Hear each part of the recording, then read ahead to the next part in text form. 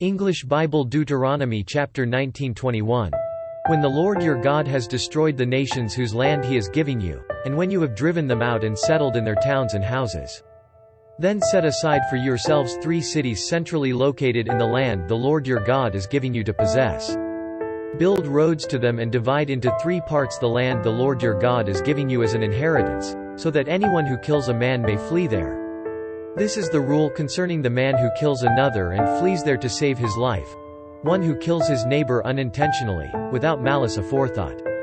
For instance, a man may go into the forest with his neighbor to cut wood, and as he swings his axe to fell a tree, the head may fly off and hit his neighbor and kill him. That man may flee to one of these cities and save his life. Otherwise, the avenger of blood might pursue him in a rage, overtake him if the distance is too great, and kill him, even though he is not deserving of death, since he did it to his neighbor without malice aforethought. This is why I command you to set aside for yourselves 3 cities. If the Lord your God enlarges your territory, as he promised on oath to your forefathers, and gives you the whole land he promised them, because you carefully follow all these laws I command you today, to love the Lord your God and to walk always in his ways, then you are to set aside 3 more cities. Do this so that innocent blood will not be shed in your land, which the Lord your God is giving you as your inheritance, and so that you will not be guilty of bloodshed.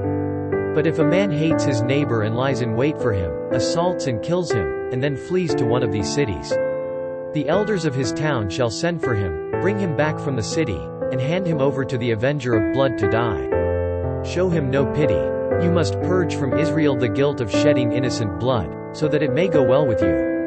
Do not move your neighbor's boundary stone set up by your predecessors in the inheritance you receive in the land the Lord your God is giving you to possess. 1 witness is not enough to convict a man accused of any crime or offense he may have committed. A matter must be established by the testimony of 2 or 3 witnesses.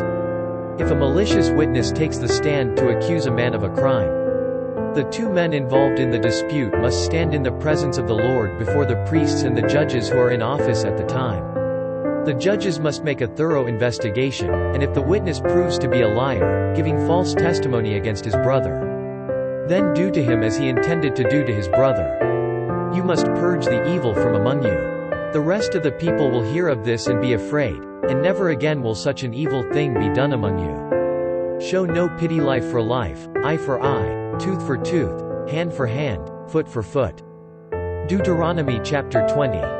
When you go to war against your enemies and see horses and chariots and an army greater than yours, do not be afraid of them, because the Lord your God, who brought you up out of Egypt, will be with you. When you are about to go into battle, the priest shall come forward and address the army. He shall say, "Hear, O Israel, today you are going into battle against your enemies. Do not be faint-hearted or afraid, do not be terrified or give way to panic before them. For the Lord your God is the one who goes with you to fight for you against your enemies to give you victory." The officers shall say to the army, "Has anyone built a new house and not dedicated it? Let him go home, or he may die in battle and someone else may dedicate it. Has anyone planted a vineyard and not begun to enjoy it? Let him go home, or he may die in battle and someone else enjoy it. Has anyone become pledged to a woman and not married her? Let him go home, or he may die in battle and someone else marry her." Then the officers shall add, "Is any man afraid or faint-hearted? Let him go home so that his brothers will not become disheartened too." When the officers have finished speaking to the army, they shall appoint commanders over it. When you march up to attack a city, make its people an offer of peace. If they accept and open their gates, all the people in it shall be subject to forced labor and shall work for you. If they refuse to make peace and they engage you in battle, lay siege to that city. When the Lord your God delivers it into your hand, put to the sword all the men in it. As for the women, the children, the livestock and everything else in the city, you may take these as plunder for yourselves. And you may use the plunder the Lord your God gives you from your enemies. This is how you are to treat all the cities that are at a distance from you and do not belong to the nations nearby. However, in the cities of the nations the Lord your God is giving you as an inheritance, do not leave alive anything that breathes. Completely destroy them: the Hittites, Amorites, Canaanites, Perizzites, Hivites and Jebusites, as the Lord your God has commanded you. Otherwise, they will teach you to follow all the detestable things they do in worshiping their gods, and you will sin against the Lord your God. When you lay siege to a city for a long time, fighting against it to capture it, do not destroy its trees by putting an axe to them, because you can eat their fruit. Do not cut them down. Are the trees of the field people, that you should besiege them? However, you may cut down trees that you know are not fruit trees and use them to build siege works until the city at war with you falls. Deuteronomy chapter 21. If a man is found slain, lying in a field in the land the Lord your God is giving you to possess, and it is not known who killed him, your elders and judges shall go out and measure the distance from the body to the neighboring towns. Then the elders of the town nearest the body shall take a heifer that has never been worked and has never worn a yoke, and lead her down to a valley that has not been plowed or planted and where there is a flowing stream. There in the valley they are to break the heifer's neck. The priests, the sons of Levi, shall step forward, for the Lord your God has chosen them to minister and to pronounce blessings in the name of the Lord and to decide all cases of dispute and assault. Then all the elders of the town nearest the body shall wash their hands over the heifer whose neck was broken in the valley. And they shall declare, Our hands did not shed this blood, nor did our eyes see it done. Accept this atonement for your people Israel, whom you have redeemed, O Lord.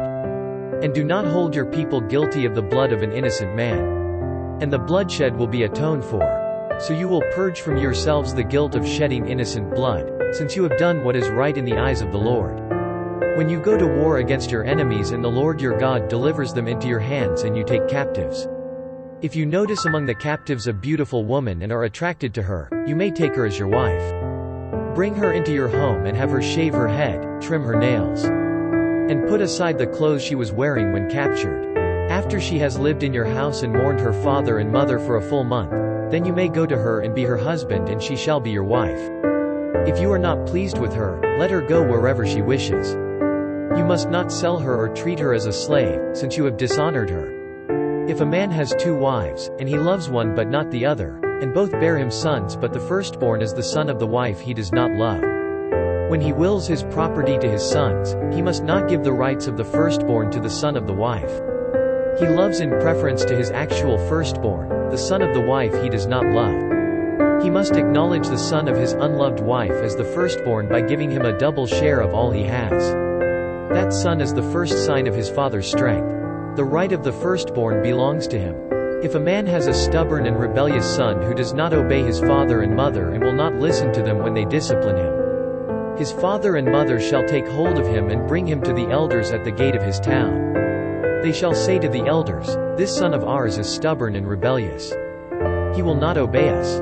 He is a profligate and a drunkard. Then all the men of his town shall stone him to death. You must purge the evil from among you. All Israel will hear of it and be afraid. If a man guilty of a capital offense is put to death and his body is hung on a tree, you must not leave his body on the tree overnight. Be sure to bury him that same day, because anyone who is hung on a tree is under God's curse. You must not desecrate the land the Lord your God is giving you as an inheritance.